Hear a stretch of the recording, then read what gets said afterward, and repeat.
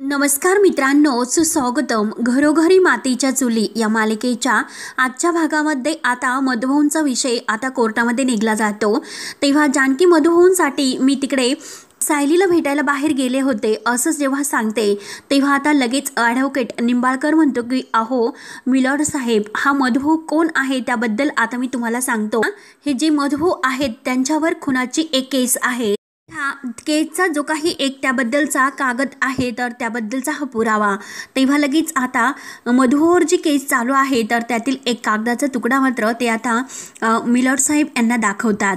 तेव्हा मात्र आता लगेच सौमित्र उभा राहतो आणि ऑब्जेक्शन मिलॉर्ड साहेब असं म्हणतो. हे बघा जज साहेब, या प्रश्नाचा आणि ह्या केसचा काही एक संबंध नाही. तेव्हा आता ॲडव्होकेट निंबाळकर सौमित्रला म्हणतो की हे बघा, अहो मी तुम्हाला सांगतो तुम्ही खाली बसा. निंबाळकर जज साहेबांना सांगतो की हे बघा, एखाद्या खुन्याला आपल्या घरामध्ये आणून ठेवणं वरून यांची जी काही आता आपल्याला मनाची प्रकृती आहे म्हणजे विकृती आहे त्याबद्दल अंदाज येतो. नाहीतर हे बघा, जर हे नॉर्मल लोक असतील तर कोणत्या खुन्याला त्यांनी आपल्या घरामध्ये आणून ठेवले असते. तेव्हा मात्र सौमित्र लगेच ऑब्जेक्शन मिलॉर्ड म्हणून उभा राहतो. जानकी वहिनी अनाथ होती आणि मधुभाऊ आश्रम चालवत होता. अगदी लेकीसारखं त्यांनी जानकी वहिनींना सांभाळलं होतं आणि म्हणूनच परतफेड म्हणून आता जानकी वहिनींनी मधुभाऊंना आश्रय दिला होता.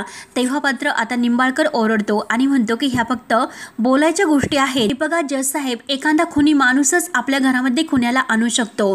तेव्हा आता ह्या निंबाळकर वकिलांचा सौमित्र ऋषिकेश यांना खूप राग येतो आणि हे बघा जज साहेब, अहो ही गोष्ट तर घरातील सगळ्यांपासून लपून ठेवली होती. मग यालाच म्हणतात चोराच्या मनामध्ये चांद. जर तसे काही नव्हते तर ही गोष्ट का लपून ठेवण्यात आली होती. त्यानंतर आता इकडे जानकीने जे गुलाबदादांना काम दिलेलं आहे, गुलाबदादा अगदी चोखपणे ते काम पूर्ण करत असतात. आता मात्र ते आउट हाऊसवर अगदी ऑच ठेवून असतात आणि तेवढ्यात तेथे संपत त्यांना दिसतो. तेव्हा आता गुलाबदादा लगेच एका नारळाच्या झाडामागे लपतात आणि लगेच मात्र ते जानकीला फोन करतात. जानकी तर कोर्टामध्येच असते. तेव्हा मात्र आता जानकीचा फोन वाजतोय म्हणून जानकी फोन घेणारच तोच लगेच ॲडव्होकेट निंबाळकर म्हणतो की मिसेस जानकी, येथे तुमच्या नवऱ्याची केस सुरू आहे आणि तुम्ही काय फोन बघतात, फोन बंद करा नाही तर बाहेर जा. तेव्हा जानकी लगेच धावतच बाहेर बोलण्यासाठी येते आणि फोन उचलते. सॉरी, जरा मी कोर्टामध्ये होते. काय झालं असं ती गुलाबदादांना विचारते तर गुलाबदादा म्हणतात की वहिनी साहेब, अहो तुमचा अंदाज खरा ठरला. म्हणजे मी आत्ताच एका माणसाला आउट हाऊसमध्ये मागच्या दाराने जाताना बघितलेलं आहे. तेव्हा जानकी म्हणते की काय, म्हणजे याचा अर्थ नाना हे आउट हाऊसमध्ये आहे. तर तेव्हा आता जानकीला सत्यापर्यंत पोहोचायला अगदी गुलाबदादांची मदत होते. तर इकडे आता कोर्टामध्ये निंबाळकर आणि सौमित्र यांच्यामध्ये चांगली झंगाडपकड सुरू असते. प्रत्येक जण आता एकमेकांच्या विरोधात बोलत असतात. कोर्टामध्ये आता पूर्णपणे गोंधळ सुरू होतो. तर जज साहेब ऑर्डर करून सर्वांना शांत राहायला सांगतात. तेव्हा सौमित्र पूर्णपणे आता थकून जातो. तेव्हा तो खाली बसतो. तर लगेच आता निंबाळकर ॲडव्होकेटला बोलायला वावच मिळतो. निंबाळकर म्हणतो की हे आमचे मित्र ॲडव्होकेट सौमित्र, वाटतं की आपण अशा फालतू मुद्द्यांना येथे कोर्टामध्ये दाखवून कोर्टाचा वेळ वाया घालू आणि त्याच्यामुळे मात्र ह्या केसचा निकाल आज लागणार नाही. राईट ना सौमित्र रणदिवे? आणि नाही, तसं काही होणार नाही. केसचा निकाल आजच लागेल आणि त्या केसमध्ये आता सिद्ध करण्यासाठी असं काहीच राहिलेलं नाही. कारण आता निंबाळकर वकील पूर्ण केस ही अगदी संपवण्याच्या मार्गावर असतो आणि ऋषिकेशला जेल व्हायला हवी आणि त्याला शिक्षा व्हायलाच हवी. आता निंबाळकर वकील ऐश्वर्या यांना अगदी परफेक्ट असं वाटत असतं. कारण पुरावे सर्व काही ऋषिकेशच्या विरुद्ध गेलेले असतात म्हणून आता त्याला शिक्षा होईलच असे सर्वांना आता वाटत नसतं. परंतु त्यांना माहिती नसतं की जानकी मात्र आता कोणता असा भक्कम पुरावा या कोर्टामध्ये घेऊन येणार असते आणि देवकृपेने मात्र जानकीला तो भक्कम पुरावा म्हणजे आपले नाना भेटलेले असतात. आता पूर्णपणे ती कोर्टामध्ये ही केस रंगवणार असते आणि ह्या केसचा निकाल सुद्धा अगदी हादरून सर्वांना टाकणार असतो. तेव्हा आता निंबाळकर पुढे म्हणतो की ऋषिकेश रणदिवे यांच्या बाजूने फक्त एकच अशी पॉझिटिव्ह साक्ष झालेली आहे, त्यांची बायको जानकी ऋषिकेश रणदिवे. आणि हे बघा जज साहेब, तुमच्या लक्षात येते का, एखादी बायको आपल्या नवऱ्याला वाचवण्यासाठी खोटी साक्ष पण देऊ शकते. त्यामुळे आपल्याला तिच्या साक्षीवरती विश्वास नाही ठेवता येणार. त्यामुळे मिलॉर्ड साहेब, आता मात्र कोर्टासमोर मी असा एक साक्षीदार बोलवतो त्याच्या साक्षीबद्दल आपल्याला शंका नाही घेता येणार. तेव्हा मात्र आता मला बोलवायचं आहे की ऋषिकेश रणदिवे यांच्या मातोश्री सुमित्रा पुरुषोत्तम रणदिवे त्यांना बोलवण्याची मला परवानगी द्यावी, तर आता जयसाहेब परवानगी देतात, परंतु सुमित्राचा जीव अगदी आता असं घाबरल्याचा होतो. नक्की आता मी काय साक्ष देऊ, ती आता कोंडीत अशी सापडलेली असते. तेव्हा शर्वरी लगेच सुमित्राला म्हणते की आई, तुझ्या मनाला जे वाटेल ते तू बोलू शकते, परंतु एवढं लक्षात ठेव की आपल्या नानांचा गुन्हेगार सुटायला नको. तेव्हा आता सुमित्रा पुरुषोत्तम रणदिवे यांना विटनेस बॉक्समध्ये हजर व्हायला सांगतात. आता सुमित्रा ही विटनेस बॉक्समध्ये येऊन उभी राहते. तेव्हा आता निंबाळकर पुढे येतो आणि सुमित्राताईंना नमस्कार करून विचारतो की तुमचं नाव प्लीज तुम्ही कोर्टाला सांगू शकतात, ते पण संपूर्ण नाव. तेव्हा सुमित्रा ही आपलं नाव सांगते की सुमित्रा पुरुषोत्तम रणदिवे. तेव्हा निंबाळकर हसतो आणि म्हणतो की पुरुषोत्तम म्हणजे तुमचं सौभाग्य नानासाहेब ना. तेव्हा आता निंबाळकर म्हणतो की समोर तुमचा जो माणूस उभा आहे त्याच्यापासून तुम्ही सारखी नजर ही बाजूला घेता, ऋषिकेश रणदिवे हा आपला कोण लागतो. तेव्हा सुमित्रा आपली सहजपणे म्हणते की हा माझा मोठा मुलगा ऋषिकेश. तेव्हा मात्र आता लगेच निंबाळकर हसतो आणि म्हणतो की तुमचा नाही म्हणजे सुमित्राताई असं मला विचारायचं होतं की तुम्ही त्याच्या खऱ्या आई आहात की सावत्र. तेव्हा सौमित्र लगेच उभा राहतो. ऑब्जेक्शन मेलॉर्ड साहेब, या प्रश्नाचा या केसची काही संबंध नाही असे तो आता म्हणतो. तेव्हा आता हा निंबाळकर तर अगदी हसून म्हणतो की आहे ना, अहो आहे या प्रश्नाचा आणि या केसचा संबंध. एकदा ऋषिकेश रणदिवे यांचं सुमित्रा रणदिवे यांच्याशी असणारं नातं सिद्ध होऊन त्यामुळे तुम्हाला आपोआपच कळेल की या प्रश्नाचा तुमच्याशी काय संबंध आहे. तेव्हा आता हा निंबाळकर हसूनच सुमित्राला विचारतो की मला एक गोष्ट सांगा की तुम्ही ऋषिकेश रणदिवे यांच्या खऱ्या आई आहात की सावत्र. तेव्हा आता सुमित्राच्या डोळ्यात पाणी येते. ती निंबाळकरला म्हणते की काय फरक पडतो, शेवटी आई ती आईच असते, सख्खी असो किंवा सावत्र असो. तेव्हा मात्र आता निंबाळकर म्हणतो की सुमित्रा ताई, अहो इमोशनल उत्तर नकोय, जे खरं उत्तर आहे ते मला हवं आहे. त्यामुळे कोर्टाला प्लीज तुम्ही हे सांगा की तुम्ही खऱ्या आई आहात की सावत्र आई. तेव्हा मात्र आता या सुमित्राला खूप राग येतो आणि आता ती म्हणते की ऋषिकेशची मी सावत्र आई. तेव्हा लगेच निंबाळकरला तेच हवं असतं. तेव्हा निंबाळकर परत सुमित्राला म्हणते की तुम्ही म्हणतात म्हणजे त्याप्रमाणे आई ही आईच असते. तेव्हा आता सुमित्राला खूप राग येतो. ती जोरात ओरडते की हो, आई ही आईच असते आणि हे बघा मी कधीही माझ्या मुलामध्ये फरक केलेला नाही. ऋषिकेशला मी लहानचं मोठं केलं, त्याला सांभाळलं, त्याला वाढवलं, म्हणून सुमित्राचे सांगताना अगदी डोळे भरून येतात. परंतु निंबाळकर मात्र आता ही सर्व गंमत उडवत असतो. निंबाळकर म्हणतो की ओके ओके, अहो सुमित्रा ताई इतकं इमोशनल होण्याची गरज नाही. मला आणखीन एक गोष्ट सांगा बरं, ऋषिकेश रणदिवे यांच्या आई आहे ज्या पार्वती रणदिवे यांनी ऋषिकेशला तुमच्या ताब्यात कधी दिले होते. आता पुढचा प्रश्न हा विचार. सुमित्राचे डोळे अगदी भरून येतात. सुमित्रा म्हणते की तेव्हा ऋषिकेश ताना होता, त्या माऊलीने त्या ऋषिकेशला माझ्या ताब्यात सोपवलं आणि त्या निघून गेल्या. तेव्हा आता निंबाळकर पुढे विचारतो की तुम्ही ऋषिकेशला लहानचं मोठं केलं, अगदी तळहाताच्या फोडाप्रमाणे त्याला वाढवलं, एका पोटच्या मुलाप्रमाणे तुम्ही त्याची काळजी घेतली, हे बरोबर आहे ना. त्यामुळे मला एक सांगा की तुमचा मात्र ह्या ऋषिकेश रणदिवे यांच्यावर पोटच्या मुलासारखा विश्वास आहे का. सुमित्राचे डोळे सुद्धा अगदी भरून आलेले असतात आणि आता ऋषिकेशचे सुद्धा डोळे भरून आलेले असतात. तो आपल्या आईला डोळे भरून एकटक बघत असतो. तेव्हा मात्र आता सुमित्रा ऋषिकेशकडे बघते. तर निंबाळकर पुढे विचारतो की तुमचा स्वतःच्या मुलावर जितका विश्वास आहे तितका ह्या ऋषिकेश रणदिवेवर आहे का. तेव्हा आता सौमित्राला राग येतो. सौमित्र लगेच उठून उभा राहतो. ऑब्जेक्शन मिलॉर्ड साहेब, मी तुम्हाला परत एकदा सांगतो की या प्रश्नाचा आणि ह्या केसचा येथे काही एक संबंध नाही म्हणून. तेव्हा मात्र निंबाळकर म्हणतो की आहे मिलॉर्ड साहेब, या केसचा आणि या प्रश्नाचा एकमेकांशी संबंध आहे, कारण ह्या माऊलीने अगदी पोटच्या मुलाप्रमाणे ह्या ऋषिकेशला प्रेम दिले, एका स्वतःच्या मुलाप्रमाणे प्रेम देऊन लहानचं मोठं केलं. परंतु ह्या ऋषिकेशने त्या माऊलीसोबत काय केलं, प्रॉपर्टीसाठी ह्या माऊलीच्या हा ऋषिकेश विरोधात उभा राहिला आणि नानासाहेब रणदिवे यांना मारले, त्यांचा खून केला. तेव्हा आता ऋषिकेश सुद्धा अगदी तापलेला असतो. ऋषिकेश जोरात ओरडतो की हे सर्व खोटं आहे आणि हे बघा निंबाळकर साहेब, मी असं काही केलेले नाही, उगाच तोंडाला येईन ते बोलू नका. ऋषिकेश आता इतका भयंकर चिडलेला असतो. ऋषिकेशच्या आवाजाने पूर्ण कोर्ट हे हादरून निघते. एका ऋषिकेशला भडकलेला पाहून सर्वजण अगदी धक्क्यानेच पाहत असतात. तर ऐश्वर्या म्हणते की सारंग, अहो बघा ना हा माणूस काय भडकला, याचा काही भरोसा नाही, हा तर निंबाळकरच्या अंगावर मारायला नाही ना जाणार. तेव्हा जयसाहेब ऋषिकेश रणदिवे यांना सांगतात की तुम्ही प्लीज शांत राहा, तुम्ही मध्ये नाही बोलू शकत. तेव्हा आता सौमित्र ऋषिकेश दादाजवळ येतो आणि सौमित्र ऋषिकेश दादाला म्हणतो की दादा हे प्लस बघ, शांत राहा, तू मध्ये असं बोलू नको. परंतु ऋषिकेशचा राग मात्र आता हे खोटं बोलणाऱ्यावर इतका भडकलेला असतो. तो म्हणतो की बघ ना, अरे दादा, तुम्हाला दादा म्हणतोस आणि हा माणूस बघ ना काय माझ्यावर आरोप करतो, आणि हे बघ ना आईला काही पण प्रश्न तो विचारतो आणि त्यामुळे आईला किती त्रास होतो. तेव्हा आता सौमित्राचे डोळे अगदी भरून आलेले असतात. तर आता सौमित्र म्हणतो की दादा प्लीज, अरे ही केस आज इतकी नाजूक आहे ना, प्लीज तू शांत राहा, असं काही असं वेगळं तू रूप धारण करू नको. आणि तो ऋषिकेश दादाला म्हणजे शांत राहायला सांगून जज साहेब यांची सॉरी बोलतो आणि आपल्या जागेवर जाऊन बसतो. निंबाळकर वकील तर एकटा ॲटिट्यूडमध्ये खुश असतो आणि जज साहेब आता त्यांना त्यांची पुढची प्रोसिजर पूर्ण करण्यासाठी परवानगी देतात.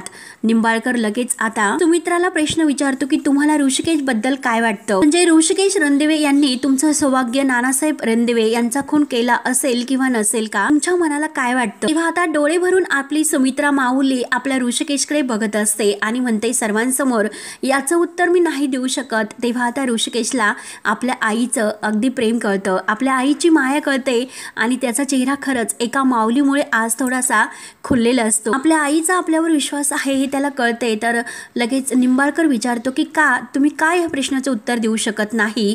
तेव्हा आता सुमित्रा म्हणते की खरंच मला कारण खरंच माहिती नाही. परंतु निंबाळकर हसतो, अहो तुम्हाला माहिती नाही परंतु आम्हाला मात्र माहिती झालेले आहे हो. आणि लगेच तो आता जज साहेबांना म्हणतो की जज साहेब, अहो एका माऊलीने आपल्या पोटच्या पोरापेक्षा जास्त प्रेम देऊन ऋषिकेश रणदिवेला लहानचं मोठं केलं, पण त्याची आई स्पष्टपणे नाही असं सुद्धा उत्तर देऊ शकत नाही. एखादी माऊली आपल्या मुलाला वाचवण्याकरता नाही हे उत्तर देऊ शकले असते, कारण सुमित्राने काही न उत्तर दिल्यामुळे निंबाळकर वकील याला बोलायला वाव मिळतो. त्यांनी अगदी मोहम पद्धतीने उत्तर दिलेलं आहे की हो सुद्धा म्हणल्या नाहीत आणि नाही सुद्धा म्हणल्या नाही. त्यांनी नाही असं सुद्धा उत्तर दिलेलं नाही. त्यामुळे जे काही उत्तर त्यांनी दिलं त्यामुळे ह्यावरून असं स्पष्ट होतं की या माऊलीच्या मनात सुद्धा कुठेतरी शंका आहे. नानासाहेब रणदिवे म्हणजे पुरुषोत्तम रणदिवे यांचा खून ह्या ऋषिकेश रणदिवे यांनी केलेला आहे हे सिद्ध होते. आता सयाजी आणि ऐश्वर्या यांचे चेहरे मात्र अगदी खुलतात.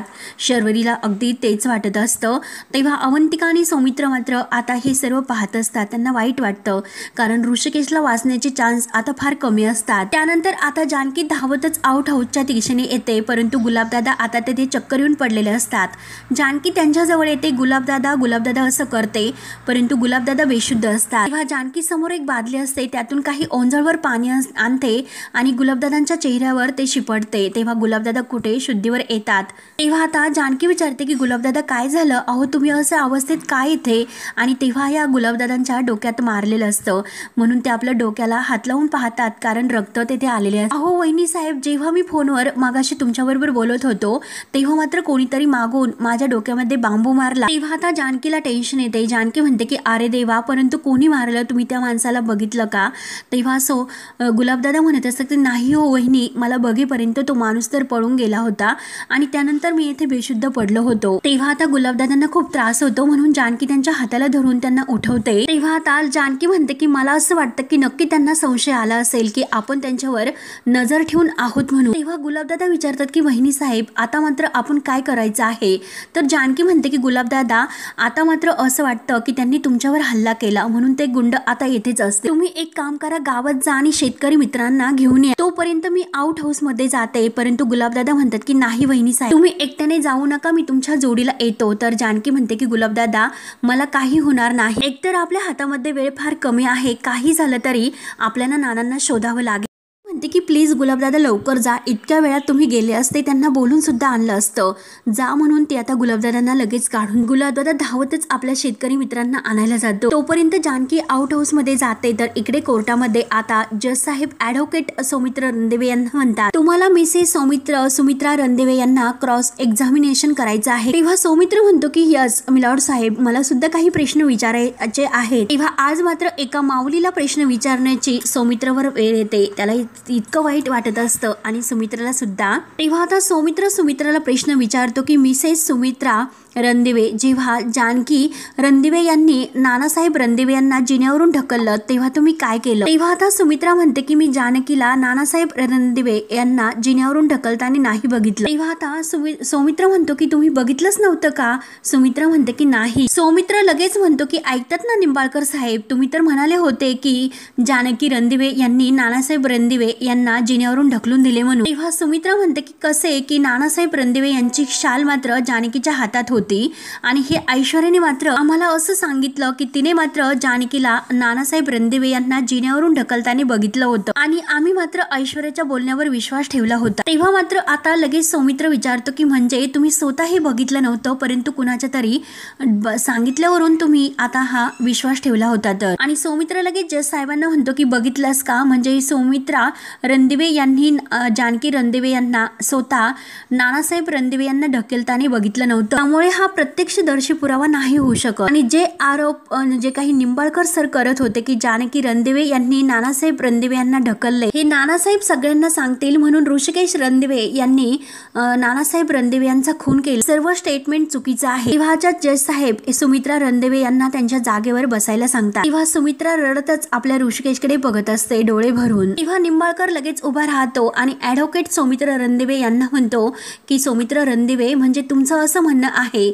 सुमित्रा रणदिवे यांनी प्रत्यक्षात नानासाहेब रणदिवे यांना जानकी रणदिवे यांनी ढकलताना नाही बघितलं, परंतु त्यांच्याच म्हणण्यानुसार म्हणजे नानासाहेब रणदिवे यांना ढकलताना बघणारा एक साक्षीदार माझ्याकडे आहे ज्यांना मला विटनेस बॉक्समध्ये बोलायचं आहे, म्हणून एरोनर साहेब मिसेस ऐश्वर्या सारंग रणदिवे यांना विटनेस बॉक्समध्ये बोलवण्याची मला परवानगी द्यावी। तेव्हा आता जज साहेब परमिशन ग्रँटेड असं म्हणतात। तेव्हा आता ऐश्वर्या रणदिवे यांना विटनेस बॉक्समध्ये हजर हो असं सांगण्यात येतं। ऐश्वर्या आता लगेच तोऱ्यातच विटनेस बॉक्समध्ये येते। तोपर्यंत जानकी आता आउट हाऊसमध्ये येते आणि कोण आहे ते कोण आहे नाना नाना असं करत असते, परंतु संपत मात्र आता त्या पोत्याच्या मागे नानांना घेऊन लपलेला असतो, त्याच्या हातामध्ये ते दांडूक असतं। आता पोत्याच्या फटीमधून जानकीला मात्र संपतचे पाय दिसतात। तेव्हा आता जानकी म्हणते की तिकडे कोण आहे, बाहेर या, मी बघितलेलं आहे। तेव्हा संपत लगेच आता ते पोते ढकलून देतो आणि आली इथे मोठी शहाणी, आता मात्र काही मी तुला येथून जित्ती नाही सोडत, म्हणून तो लगेच जानकीच्या अंगावर तो दांडका घेऊन धावून येतो। तेव्हा जानकी हातामध्ये स्टूल उचलते आणि त्याला सुद्धा ती अगदी धावून त्याला मारायला जाते आणि दोघांमध्ये आता झटापट सुरू होते। तर इकडे कोर्टामध्ये निंबाळकर विचारतो की मिसेस ऐश्वर्या रणदिवे, तुम्ही जानकी रणदिवे यांना पायरीवरून ढकलताना नानासाहेबांना त्यांनी ढकलून दिले हे बघितलं होतं का? तर ऐश्वर्या लगेच हो असं म्हणते आणि म्हणते की हो मी माझ्या स्वतःच्या डोळ्यांनी बघितलं होतं। तर निंबाळकर म्हणतो की हो व्हेरी गुड। निंबाळकर पुढे ऐश्वर्याला विचारतो की तिने असं का केलं असेल याबद्दल तुम्हाला माहिती आहे का? ऐश्वर्या तर लगेच आता ताव खाऊनच म्हणते हो त्या बाईबद्दल तर मला सगळं काही माहिती आहे, झोपेतून जरी मला कोणी उठवलं आणि विचारलं तरी सुद्धा मी त्या बाईबद्दल सर्व काही सांगू शकतो, कारण त्या बाईने आतापर्यंत काय काय गुन्हे केले। पण सर अहो हे सर्व मी तुम्हाला सांगेलच, पण त्या अगोदर त्या दिवशी काय घडलं होतं हे मी तुम्हाला आता सांगते। तर निंबाळकर म्हणतो की हो सांगा ना। तर ऐश्वर्या म्हणते की त्या दिवशी नानासाहेब आणि हा ऋषिकेश आहे ना या दोघांमध्ये जोराचं भांडण झालं होतं। निंबाळकर विचारतो की कशावरून भांडण झालं? तर ऐश्वर्या म्हणते की प्रॉपर्टीवरून। हा निंबाळकर लगेच म्हणतो की पॉइंट टू मिलॉर्ड साहेब। तेव्हा लगेच ऐश्वर्याला पुढे बोलायला सांगतो। ऐश्वर्या लगेच आता जे काही खोटं आहे तर ते सांगायला सुरुवात करते। पैशासाठी आणि प्रॉपर्टीसाठी ही लोक ऋषिकेशकडे हात करून म्हणते किती भुकलेले आहे हे आमच्या नानांना चांगलं माहिती होतं, त्यांना हे सर्व कळून चुकलं असेल म्हणूनच त्यांनी ऋषिकेशचं नाव त्या व्हीलमध्ये लिहिलेलं नव्हतं। आणि जेव्हा मात्र ह्या सनकी माणसाला हे जेव्हा कळलं तेव्हा मात्र त्याला राग आलेला होता आणि रागात आल्यानंतर हा माणूस कसा वागतो काय करतो हे अख्ख्या कोर्टाने त्या दिवशी तर बघितलेलंच आहे। आणि त्या दिवशी मात्र हा ऋषिकेश आमच्या नानांशी अगदी भांडला होता। निंबाळकर म्हणतो की हो का, अच्छा। तर सौमित्र लगेच रागाने ह्या ऐश्वर्याकडे बघत असतो। निंबाळकर पुढे ऐश्वर्याला विचारतो की नंतर काय झाले? तर ऐश्वर्या म्हणते की नंतर तर काय, तर या लोकांनी नानांना ओढून लावलं असेल, म्हणजे जानकी आता नानांना त्यांच्या खोलीमध्ये घेऊन आली त्यांच्याशी बोलायला म्हणून, परंतु त्यांच्या खोलीमध्ये काय असं बोलणं झालं हे मला नाही माहिती, परंतु जेव्हा मात्र नाना त्यांच्या खोलीतून बाहेर आलेत जेव्हा जानकीशी ते बोलून तेव्हा मात्र नाना खूप असे रागात होते। तेव्हा आता निंबाळकर विचारतो की मिसेस ऐश्वर्या, परंतु नेमकं तुम्ही त्यावेळेस तेथे काय करत होता? तेव्हा ऐश्वर्या म्हणते की अहो सर जानकीच्या बेडरूमच्या शेजारची जी रूम आहे ती माझी आहे, त्यामुळे मी बाहेर आले होते, मला कसला तरी असा जोरजोराने आवाज येत होता म्हणून मी बघायला गेले तर बघते तर काय। तर निंबाळकर म्हणतो की काय मिसेस ऐश्वर्या, अहो काय बघितलं तुम्ही, बोला कोर्टासमोर सांगा। आमचे नाना त्यांची शाल हातामध्ये धरून पायरीच्या काठाशी उभे होते आणि लगेच अचानक जानकी समोरून आली आणि तिने आमच्या नानांना जिन्यावरून ढकलून दिले, रडण्याचं आता नाटक करते। परंतु आता ऋषिकेशला इतका राग येतो, ऋषिकेश जोरात ओरडतो हे खोटं आहे, हे सगळं खोटं आहे असे तो जोरात ओरडतो। सर ही बाई एक नंबरची खोटारडी आहे, वाटेल ते बोलते म्हणून ऋषिकेश जोरात ओरडतो। तेव्हा ऐश्वर्या म्हणते की सर अहो प्लीज या माणसाला तुम्ही घेऊन जायला सांगा, नाहीतर हा गळा दाबून मला मारून टाकेल। तेव्हा आता लगेच ऋषिकेश म्हणतो की ऐश्वर्या अगं तुझं हे थोबाड आणि नाटकं बंद कर। म्हणून आता कोर्टामध्ये खूप असा आरडाओरडा सुरू होतो। तेव्हा आता जज साहेब पुन्हा जास्त ओरडून शांत राहायला सांगतात। तेव्हा मात्र आता जज साहेब म्हणतात की ऋषिकेश रणदिवे प्लीज तुम्ही मध्ये बोलू नका। तर ऋषिकेश म्हणतो की तुम्ही मलाच का सांगतात कायम कायम, ही बाई आहे इतके खोटारडे आरोप जानकीवर करते। तेव्हा आता जज साहेब म्हणतात की तोंडातून तुम्ही एक शब्द जरी काढला ना तर आता मात्र मी तुमच्यावर आरोप लावेन। त्यामुळे आता सौमित्र ऋषिकेशला शांत राहायला सांगतो। तेव्हा ऋषिकेश म्हणतो की अरे सौमित्र पण ही बाई बघ ना काय आरोप करते। तर सौमित्र पूर्णपणे आता वैतागून गेलेला असतो। तो म्हणतो की दादा हे बघ, अरे मी तुझ्या समोर हात जोडतो पण प्लीज शांत राहा। तेव्हा आता निंबाळकर वकिलाला बोलायलाच आता मिळते। तो म्हणतो की बघितलंस का जज साहेब, आपल्यावर जेव्हा वेळ येते तेव्हा मात्र हा ऋषिकेश रणदिवे कसा चवताळतो। आणि हे बघा जज साहेब, मला असं वाटतं की ऐश्वर्या रणदिवे यांची साक्ष झाल्यानंतर आता ही केस शेवटच्या टप्प्यावर येते। आता या केसमध्ये सिद्ध करण्यासाठी असं काहीच राहिलेलं नाही। खुन्याचा जो काही मोटिव्ह आणि स्वभाव आहे ह्या दोन्ही गोष्टी मात्र आता कोर्टासमोर आलेल्या आहेत। आणि आता निंबाळकर सौमित्रला म्हणतो की ॲडव्होकेट सौमित्र, तुम्ही तर प्रत्यक्षदर्शी पुरावा मागितला होता ना, मग हा दिला तुम्ही, आम्ही तुम्हाला प्रत्यक्षदर्शक पुरावा। आणि हे बघा मिसेस जानकी रणदिवे यांनी नानासाहेब रणदिवे यांना पायरीवरून ढकलून दिले। हे प्रत्यक्षात ऐश्वर्या रणदिवे यांनी घटना आपल्या डोळ्यांनी बघितलेली आहे आणि हीच गोष्ट नानासाहेब रणदिवे यांनी दुसऱ्यांना इतरांना सांगू नये म्हणून मात्र ऋषिकेश रणदिवे यांनी नानासाहेब रणदिवे यांचा खून केला। तेव्हा आता शेवटी सौमित्र हा हात गाळून खाली बसतो। तेव्हा मात्र आता ऋषिकेशचे लक्ष जानकीकडे जाते। ऋषिकेश आता विचार करतो जानकी केव्हापासून बाहेर गेलेली आहे, कुठे गेली असेल जानकी। जानकी तर येथे दिसत नाही। तर जानकी आता इकडे आउट हाऊस मध्ये संपतची आता झटत असते, त्याला मारत असते। तेव्हा आता जोरजोराने आता ती संपतच्या हातातील काठी उचलते आणि त्याच्या डोक्यात मारते।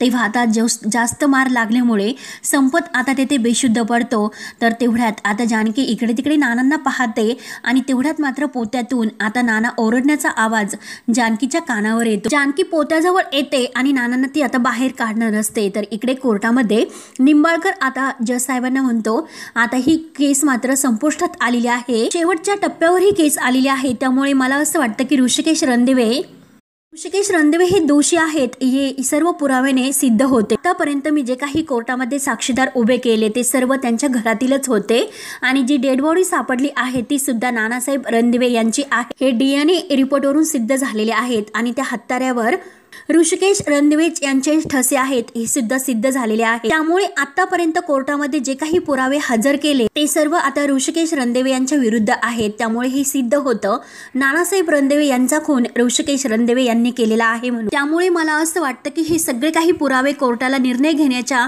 ह्या पुरेसे आहे। तेव्हा आता अवंतिकाला खूप टेन्शन येते आणि सौमित्रला सुद्धा। जज साहेब म्हणतात की ॲडव्होकेट सौमित्र, तुम्हाला काही बोलायचं आहे का? सौमित्र म्हणतो की हो मला बोलायचं आहे। आतापर्यंत आपण जे काही पुरावे ऐकले त्यात प्रत्यक्षदर्शी साक्ष देणारी फक्त एक व्यक्ती होती, म्हणजे ऐश्वर्या रणदिवे। कारण जिचं रणदिवे घराण्यात आल्यापासून फार कुणाशी पटलेलं नाही, त्यामुळे तिची साक्ष मात्र खरी मानून कुठल्याही निर्णयापर्यंत पोहोचणं हे मात्र अगदी चुकीचं ठरेल। आणि मिसेस सौमित्रा रणदिवे आहे त्यांनी स्वतःच्या डोळ्यांनी मात्र काही बघितलेलं नाही आणि ती साक्ष सुद्धा वीक आहे। तर राहिला प्रश्न फक्त मर्डर वेपनवर ऋषिकेश रणदिवे यांचे ठसे आहे। तर त्या बाबतीत मात्र मिस्टर रणदिवे आज कोर्टामध्ये एक मोठा असा खुलासा करणार आहे। तेव्हा आता जज साहेब मिस्टर ऋषिकेश रणदिवे यांना विचारतात की तुम्हाला काही सांगायचं आहे? तेव्हा आता ऋषिकेश म्हणतो की मिलॉर्ड साहेब, जेव्हा आमचे नाना गायब झाले होते तेव्हा आम्ही सर्वजण त्यांना शोधत होतो। एक दिवस मात्र मी त्यांना शोधत होतो आणि एका वयस्कर माणसाला जेव्हा चक्कर आली तेव्हा मी धावतच त्याच्याजवळ गेलो। तेव्हा आता घडलेला सर्व प्रकार ऋषिकेश आता कोर्टासमोर सांगतो आणि तेव्हा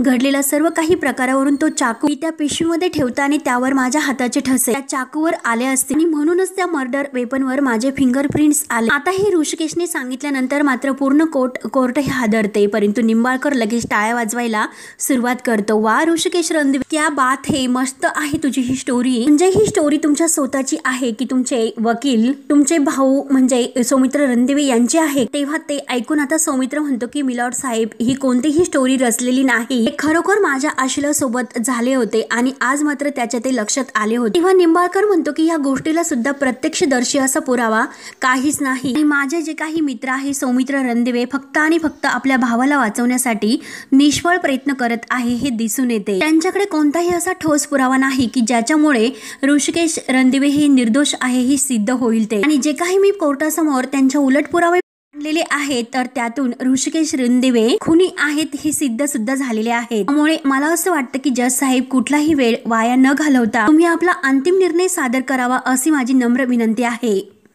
आता जज साहेब त्यांचा निर्णय सांगायला सुरुवात करतात। या केसचा निकाल आता जाहीर करण्याची वेळ आलेली आहे, तेव्हा मात्र आता सर्वांना निकाल काय लागेल याची चिंता लागलेली असते। जज साहेब म्हणतात, सरकारी वकील आशुतोष निंबाळकर यांनी ऋषिकेश रणदिवे यांच्या विरोधात बरेच पुरावे गोळा केले आणि बचाव पक्षांच्या वकिलांनी फक्त मुद्दे सादर केले। त्यांच्याकडे ऋषिकेश रणदिवे यांनी नानासाहेबांचा खून केलेला नाही असा कोणताही ठोस पुरावा नाही सादर केलेला नाही। त्यामुळे हे कोर्ट मात्र पुराव्यांचा हात धरून पुढे जात आहे आणि हे सगळे पुरावे ऋषिकेश रणदिवे यांच्या विरोधात आहे। त्यामुळे जे पुरावे सादर केलेले आहे त्यावरून हे सिद्ध होतं ऋषिकेश रणदिवे यांनीच नानासाहेब रणदिवे यांचा खून केलेला आहे। तेव्हा मात्र आता सौमित्र, अवंतिका आणि ऋषिकेश यांच्या पायाखालची जमीन सरकते आणि निंबाळकर वकिलांना, ऐश्वर्याला यांना तर खूप असा आनंद होतोय। त्यामुळे हे जे काही कोर्ट आहे सगळे पुरावे बघून या निर्णयाला पोहोचत आहे आणि तेवढ्यात आता जानकी दुर्गा अवतरणे धावत येते आणि थांबा जज साहेब असं अगदी सिंह गर्जना करत बोलते। तेव्हा सर्वजण हादरून मात्र आता वळून जानकीकडे पाहतात। थांबा जज साहेब, लगेच निर्णय देऊ नका। जानकीला बघून ऐश्वर्याच्या पायाखालची जमीन सरकते तर आता ऋषिकेशच्या जीवात जीव येतो। ऋषिकेश म्हणतो की जानकी, आतापर्यंत या केससाठी अनेक पुरावे कोर्टामध्ये सादर करण्यात आले, खोट्याने खऱ्याचे कपडे घालून खून तमाशे केले, त्यामुळे आता मात्र खोट्याचा पर्दाफाश करण्याची वेळ आलेली आहे। तरी सुद्धा आता निंबाळकर वकील हसत असतो। मी कोर्टामध्ये असा पुरावा सादर करणार आहे तर सर्वजण आता असं म्हटल्यानंतर जानकीकडे अगदी धक्क्याने बघत असतात। अशा व्यक्तीला मी या कोर्टामध्ये सादर करणार आहेत, अशामुळे त्या केसचं पूर्णपणे चित्रच बदलणार आहे। आता केस सुद्धा बदलेल आणि त्याचा निर्णय सुद्धा बदलेल। तरी सुद्धा निंबाळकर वकील हसतच असतो। जज साहेब विचारतात की मिसेस जानकी रणदिवे, अहो कोण आहे ती व्यक्ती, तुम्ही कोणाला घेऊन आला? तेव्हा आता जानकी म्हणते की नानासाहेब रणदिवे, आणि पूर्ण आता कोर्टामध्ये जानकीचा आवाज घुमतो तर ऐश्वर्याला चक्कर येईल आल्यासारखं होतं। तेव्हा आता गुलाबदादा नानांना खुर्चीवर बसून घेऊन येतात आणि सर्वजण आता धक्क्यानेच, एक महामोठा धक्का मात्र आता या कोर्टाला आणि त्यातील सर्व लोकांना बसलेला असतो। ऐश्वर्याच्या आता कुठे तिची गळती सुरू होते आणि तिच्या पापांचा घडा आता भरलेला असतो। तेव्हा आता नाना सर्वांसमोर हात जोडतात जज साहेबांसमोर।